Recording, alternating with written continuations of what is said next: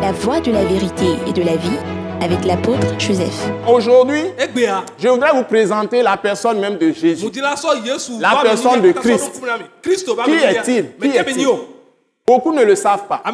C'est ça qui fait qu'ils ne peuvent pas compter uniquement sur la foi de Christ. Ils ne comptent pas seulement sur la foi qu'ils ont en Jésus. Les gens essaient d'apprendre la sagesse humaine. Ils lisent plein de livres pour puiser la sagesse humaine.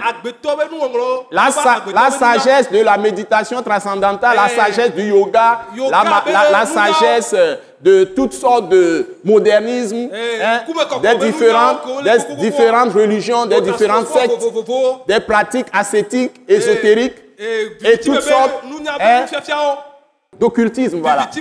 Toutes sortes d'occultisme.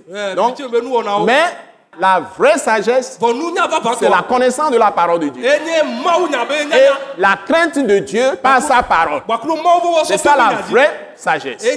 Et la vraie intelligence, ce n'est pas être premier à un examen, mais on peut être premier. Ça aussi, c'est une bénédiction. Mais surtout, intelligence chez Dieu, c'est éviter le mal. Éviter le mal. Ne pas faire le mal. C'est ça l'homme intelligent, la femme intelligente. Ne pas pécher contre Dieu. C'est ça qui est l'intelligence. Le discernement, c'est d'être en concordance avec Dieu. Dans ce que tu fais, tu es dans son plan. Tu arrives à discerner sa volonté. Et tu fais sa volonté. Et tout cela n'est accessible qu'en une seule personne. Parce que Jésus a appelé la sagesse dans les proverbes. C'est en Jésus seul qu'il y a tout ça. C'est en lui que se trouvent les trésors de la connaissance et de la sagesse. Comme on l'a écrit dans Colossiens chapitre 1. Donc, si vous sortez de Jésus, si vous n'allez pas à Jésus, vous n'aurez jamais la sagesse de Dieu. Vous n'aurez jamais l'intelligence divine. Et c'est ça qui fait qu'il y a des religions qui font des choses abominables.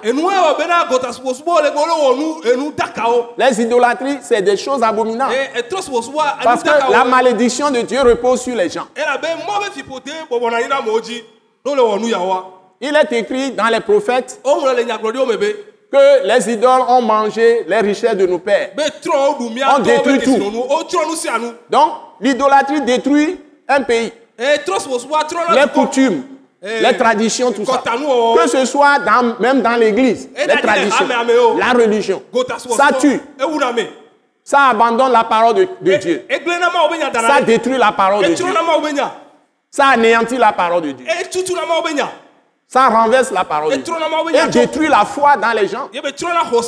Mais quand les gens sont à la parole de Christ elle-même, Dieu renforce leur foi. Il leur donne la foi, ils sont sauvés, mais il renforce leur foi. Et ils peuvent faire des miracles, des produits, des signes, par leur foi. Ce message de l'apôtre Joseph Kodouak-Bemehin vous est présenté par le mouvement de réveil d'évangélisation Action toute âme pour Christ international, Attaque internationale.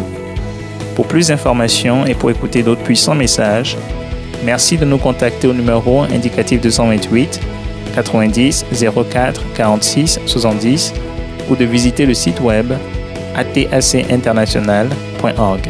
Soyez bénis en Jésus-Christ.